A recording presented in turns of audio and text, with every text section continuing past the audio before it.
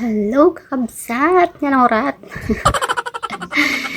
Nandito na ang bisita ko, dumating na. So, ayan. Oh, akala niya mag-picture kami, video pala.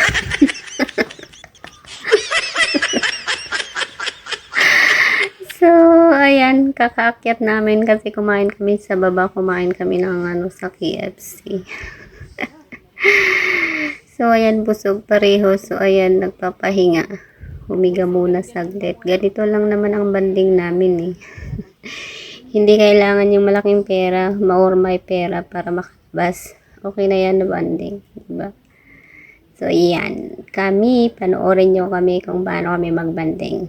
Ang saya, diba? So, ayan, naidlip kami saglit. Pagkagising, cellphone na lang, pindot-pindot. Kwentuhan, sabay chismisan. At ayan, ang mga paa namin parang magkasiping na.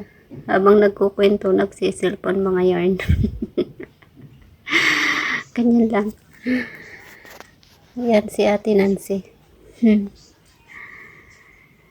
So, ayan, may naalala ako sa kanya. Ay, sabi niya mag-TikTok pala kami. Pero wala din. Ibang naisip namin gawin kundi. Sabi ko, ano kaya, Ate Nancy? Bunutan mo na lang kaya ako ng puting buhok kasi ang kati-kati na ng ulo ko. So, ayan. Sabi niya, ang daw ng mata niya, malabo daw. Pero habang tumatagal, lumilinaw. Pero karamihan puro mga itim na malilit ang nabunot. 4 lang na puti ang nabunot niya. Sabi niya, hindi nakikita. Pero habang tumatagal, lumilinaw ang mata. Pero karamihan ang nabubunot niya yung maliliit na item, yung tumutubo. Pero ang kati-kati talaga, ang sarap ng pakiramdam. At ayan nga, ako inaantok na habang nagbubunot siya. So ayan, tuloy ang kwentuhan kahit anong ginagawa. Tuloy pa rin ang kwentuhan. Dami niyang sinasabi dyan. Sabi niya, oh, ako din mamaya bunutan mo, sabi niya. O, sabi ko, walang problema kasi sa'yo, hindi na kailangang hanapin kasi andyan na lang. So, ako na lang muna ang bunutan mo. Sabi ko. Sabi niya, magpakulay daw kasi ang dami ng puti. Pero sabi ko, tanggalin ko mamaya. So, ayan, pinapakita, wala naman daw. Ang puro itim daw, walang puti. So, may nakuha naman 4 na piraso. Mas marami yung itim na maliliit. So, ayan, pagkatapos niya ako tinanggalan ko rin kanina. So, hindi ko tinigilan din yung bulo niya hanggang hindi ko natatanggal yung mga nakikita ko. So, ayun, marami akong tinanggal na puting buhok niya.